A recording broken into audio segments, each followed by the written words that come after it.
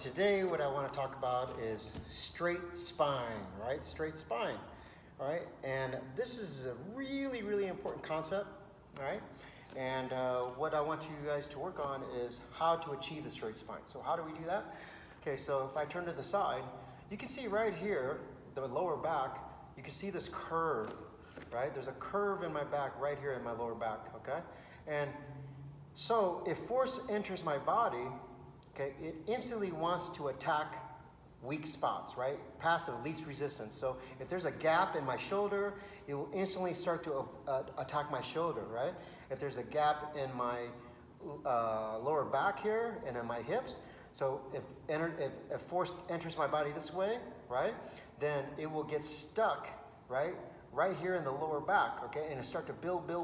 So if you're carrying a lot of stuff and your back is, if you're lifting something heavy and you lift like this with your chest and your back is curved, all that energy and that force is going to enter your body, right, and it's going to dump to the weakest spot, which is the curve in the back, right, and now you're going to you're going to strain your lower back, okay, and this is not good, right? So what we want is force to always find a ground, go to the ground and exit our body, right?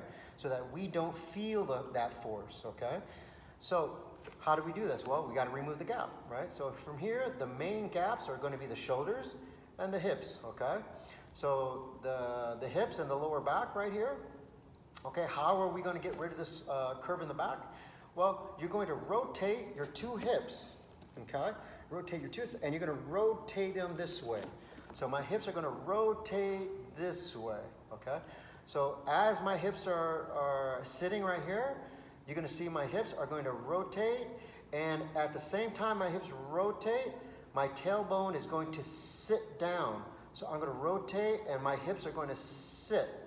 So from here I rotate and I sit. So now you see that the curve, I have a curve, now I'm going to rotate and sit, and now you see the curve is gone. Now you see it's a straight back, okay?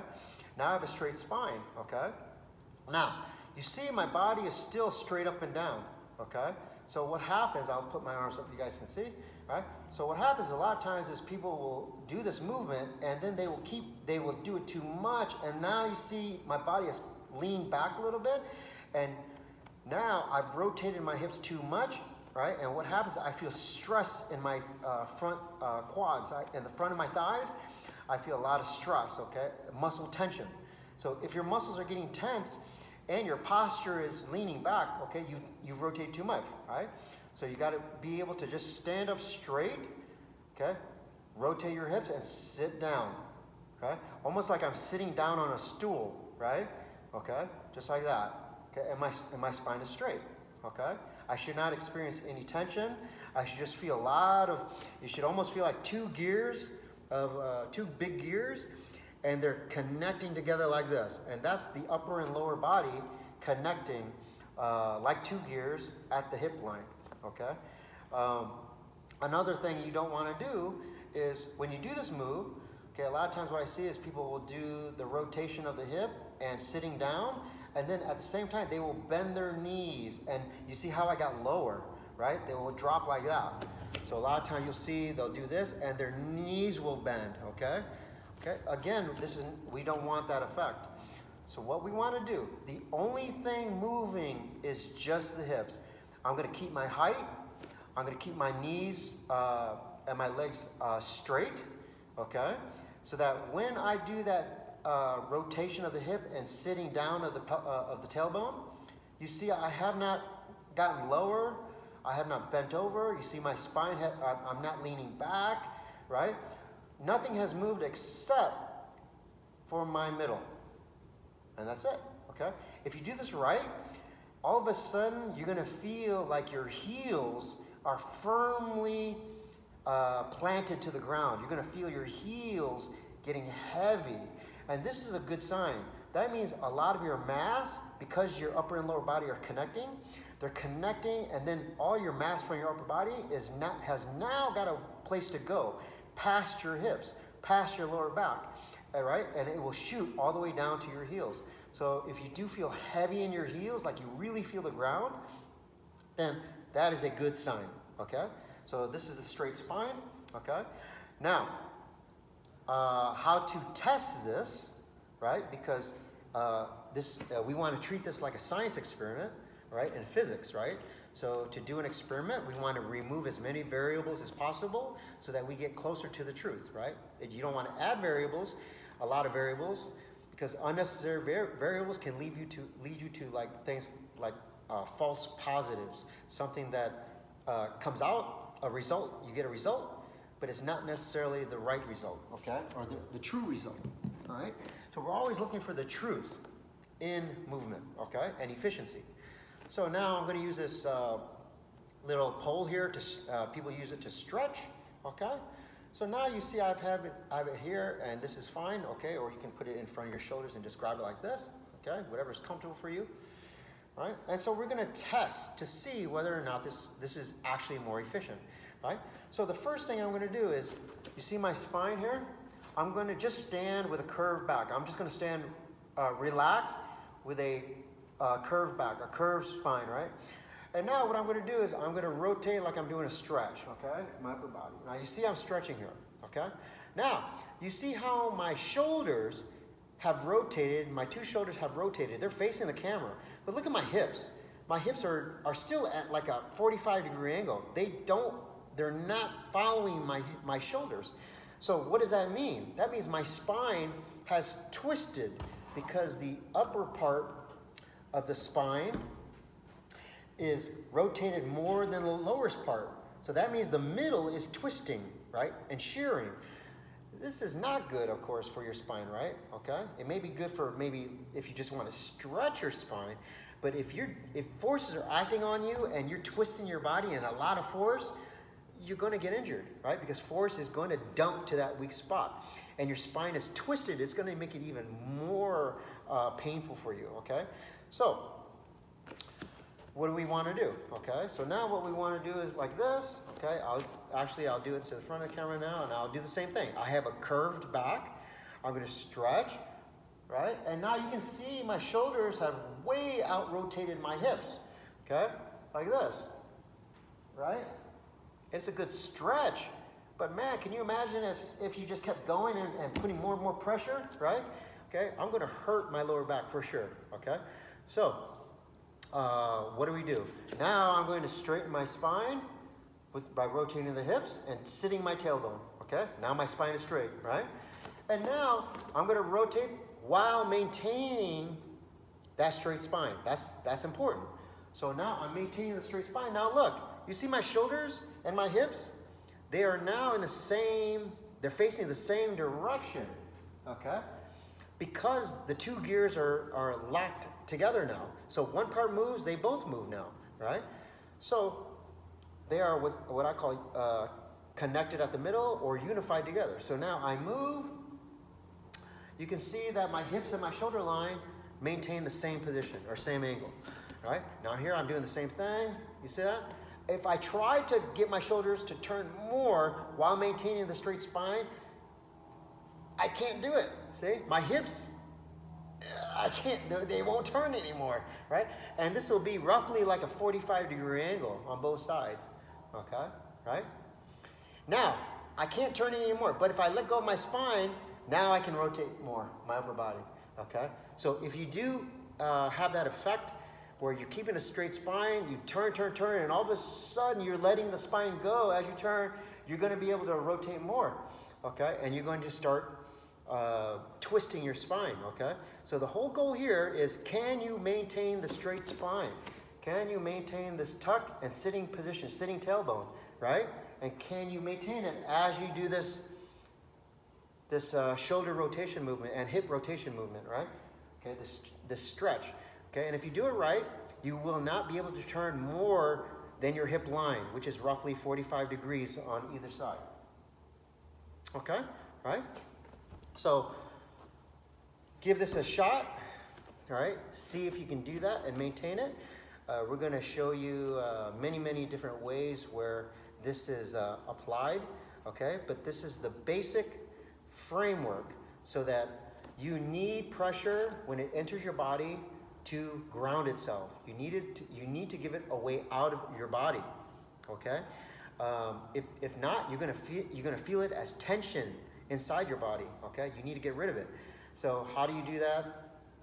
Well, by straightening your spine, you have now lined up your skeleton in such a way that when pressure comes in, you act like a lightning rod. Pressure will come in.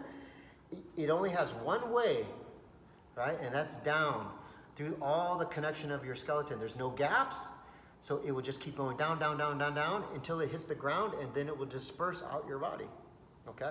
Can you imagine if there was a gap between this pole here? There was a gap, okay? And another gap, and another gap.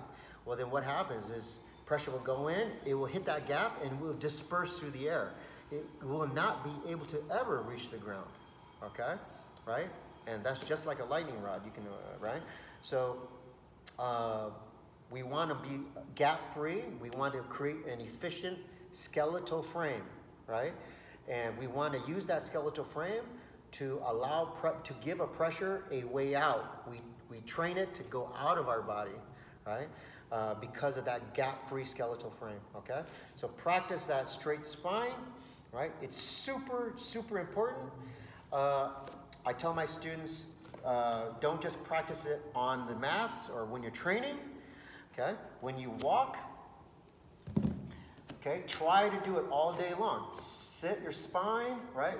Tuck your tailbone, and just walk normal, okay? Just walk and relax, but keep the straight spine. You're waiting for coffee at Starbucks, right? Or Coffee Bean, right? Your coffee place of choice, right? Stand there and tuck your tailbone and just stand there, right? And relax, okay? And just allow your pressure to dump into your heels and relax, right? And then you walk, try to see how long, all day, keep reminding yourself, okay? Over and over, oh yeah, I gotta tuck my tailbone, right? Okay? If you're sitting down in a chair, right? Tuck your tailbone, sit, okay? Do your work. Don't over-rotate, right? Okay, now you've over-rotated, you're gonna create more muscular stress. Okay, so you wanna sit without feeling that tension in your muscles, okay? And then do your work, right? Okay, or on your computer, right? Okay? Or driving your car, okay? So whatever you're doing, if it's efficient, okay, then that means that you should probably do it all the time, right? So give it a shot. I promise you, I tell all my students ask me, well,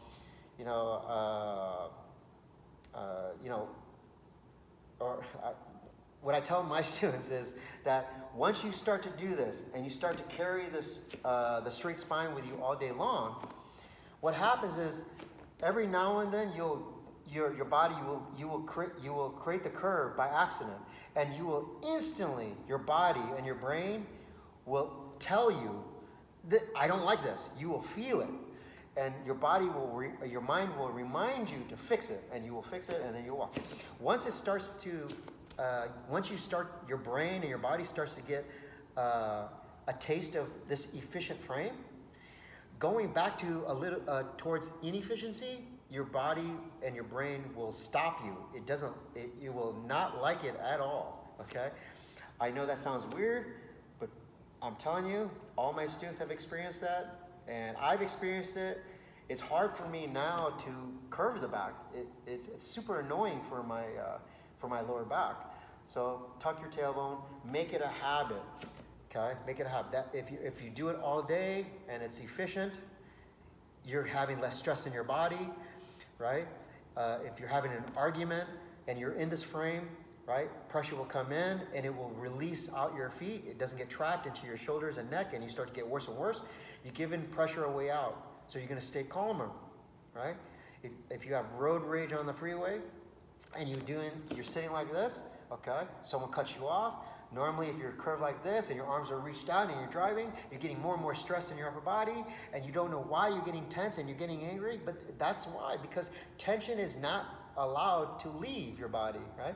So what happens is now, if you're sitting straight and you're tucked tailbone and your straight spine, and you drop you move your seat up so that your elbows are bent, and you're driving like this and you're comfortable. Okay, someone cuts you off, you get angry, your own anger now turns into energy inside your body. It's not good for you, we all know that, right? But now it will go down through your spine, it will go out into the seat and out into the frame of the car, and out the wheels and into the road. It will leave your body. So that pressure will now have a hard time building until you explode, right? Right? So we don't want that. We want you to live happy. We want you to live with less stress in your life. I'm telling you, just give it a shot, all right? Practice it. Make some comments. Let me know. Let me know if this is working for you guys. If it isn't, let me know. If it is, let me know, right? Okay, I'm always also looking for feedback, right? I don't have all the answers. I'm still pursuing efficient answers. I'm just along the way, I'm just showing and sharing what works for me, right? But I'll give it a shot, okay, practice, and I'll see you guys soon.